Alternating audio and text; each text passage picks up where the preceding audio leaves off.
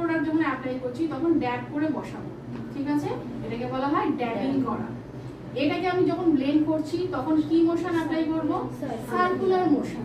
ওকে, দেখো এরকম ভাবে হাতটা আমার ঘুরবে, সার্কুলার মোশন। এবার যখন আমি এখানে আউটার কর্নারে কালার বসাবো, কোনো ডার্ক কালার নেব, তখন কি করব? প্রথমে ড্যাবিং করে বসাবো, কালার বসালাম, বসানোর পরে আমি কিভাবে এটাকে ব্লেন্ড করব? প্রথমে আউটার কর্নারে সার্কুলার মোশন এভাবে, তারপরে ক্রিজে আমি front and back, front and back, যেটা বললাম circular plus front and back.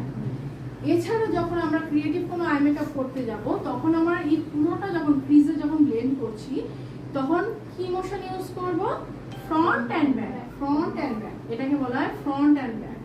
ওকে, এরপরে আছে জিগজ্যাগ। ধরো অনেকগুলো কালার পাশাপাশি পাশাপাশি বসাচ্ছি, তখন প্রত্যেকটা লাইন আমি ব্লেন্ড করছি কি মোশনে? জিগজ্যাগ মোশনে, এইরকম ভাবে। ওকে, তাহলে এই 5টা মোশন ইউজ করে কিন্তু আমরা একটা আই মেকআপ ব্লেন্ড করব, ঠিক আছে? এগুলো মাথায় রাখো। এবার আমি কিভাবে দেখাচ্ছি, কিভাবে করছি